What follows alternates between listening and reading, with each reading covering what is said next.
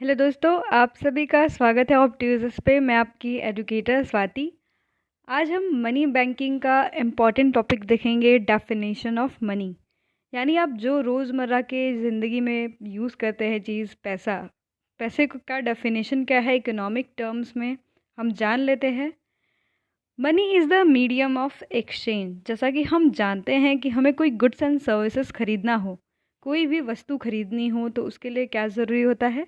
पैसा, यानी मनी। तो उसको हम लोग क्या बोलते हैं? Money is the medium of exchange having legal tender by the monetary authority. यानी ये क्या होता है? लीगलाइज होता है। हमारे कंट्री में रुपया चलता है जो कि हमारे कंट्री में लीगल है। अगर आप ये पैसा किसी और कंट्री में ले जाएंगे तो वो क्या हो जाएगा? इलीगल होगा। तो इसको हम लोग क्या बोलते हैं? Legal tender by the monetary authority. यानी इस पे क्या होता है? मनी पे हम देखते हैं कि साइन होता है नीचे, किसका? आरबीआई के गवर्नर का। तो ये क्या होता है? Legal tender by the monetary authority. यानी हमारा मॉनेटरी अथॉरिटी कौन है? आरबीआई, यानी रिजर्व बैंक ऑफ इंडिया। इसको क्या बोलते हैं? बैंकों का बैंक भी बोलते हैं। It has a store value, यानी इसकी एक स्टोर वैल्यू होती है। अगर हम पैसा रखते हैं तो उसकी भी एक कीमत होती है, ठीक है। इन ट्रांजिट वैल्यू, यानी लॉन्ग टर्म में इसकी वैल्यू है, प्रेजेंट टाइम में भी इसकी वैल्यू है। जैसे मान लीजिए आपको कोई भी वस्तु खरीदनी हो, आपको चाहे सेब खरीदना हो, चाहे आपको कोई कपड़े खरीदने हो, तो उस कपड़े का दाम किस में होता है? मनी के टर्म्स में होता है। यानी मनी की जो वैल्यू होती है वो किसी भी आप वस्तु के टर्म में देख सकते हैं। जैसे आपको पेट्रोल खरीदना है तो 90 रुपये आप उसके लिए पे करेंगे। And can be move from one place to another and comes at the cost of interest. यानी आपका जो पैसा होता है वो क्या करता है? घूमता है। जैसे बोलते हैं हम लोग ना कि पैसा क्या होता है? वो रुकता नहीं है, वो क्या होता है? हमेशा चलते रहता है। तो can be move from one place to another, यानी आप यहाँ पर अगर किसी जगह पे मुंबई में रह रहे हों और मुंबई से पैसा ट्रैवल करके कहाँ जाता है? कलकत्ता जाता है। कैसे जाता है? इंसानों के द्वारा, ठीक है। तो it can be move from one place to another and comes at the cost of interest. यानी जब हमारे पास आता है तो उसके उसके पीछे क्या होता है? कोई ना कोई इंटरेस्ट होता है। या फिर आप जैसे मान लीजिए कोई भी पैसा आप बैंक से उठाते हो तो अब उसके एवज में क्या चार्ज होता है? आप पे ब्याज लगता है। तो वो जो ब्याज होता है उसको हम लोग क्या बोलते हैं? इंटरेस्ट बोलते हैं। यानी आप जब पैसा लेते हैं तो कुछ ना कुछ आपका उस पर इंटरेस्ट होता है।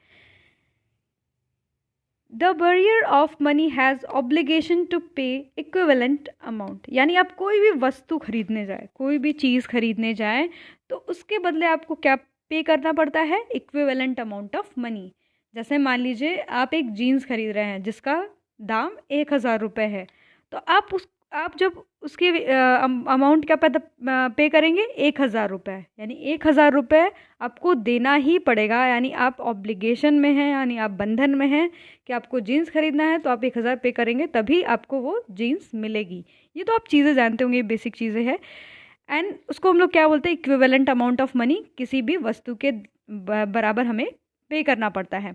Money is any item or verifiable record that is generally accepted as a payment of goods and services and repayment of debt in a particular country। यानी एक क्या होता है? एक वेरीफिएबल रिकॉर्ड होता है। यानी हमारे कंट्री में जितना भी पैसा छपता है उसका एक रिकॉर्ड होता है हमारे आरबीआई के पास। और जो क्या करता है? हम लोग कोई भी गुड्स खरीद रहे हैं, कोई भी सर्विस हम दे रहे हैं, उसके बदले हम क्या करते हैं? पैसा लेते हैं। सर्विस अगर दे रहे होंगे तो, और गुड्स खरीदते हैं यानी कोई भी वस्तु खरीदते हैं तो हम उसके बदले क्या करते हैं? पैसे का पेमेंट करते हैं। यानी एक्सेप्ट करते हैं पेमेंट को और पेमेंट भी करते हैं। रीपेमेंट ऑफ डेब्ट, यानी रीपेमेंट ऑफ डेट, यानी उधार को हम क्या करते हैं? रीपे करते हैं, यानी वापस भरते भी हैं। किससे? पैसे से। तो ये हो गया डेफिनेशन ऑफ मनी। यानी money is the medium of exchange. Money से हम क्या करते हैं? किसी भी गुड्स को एक्सचेंज करते हैं।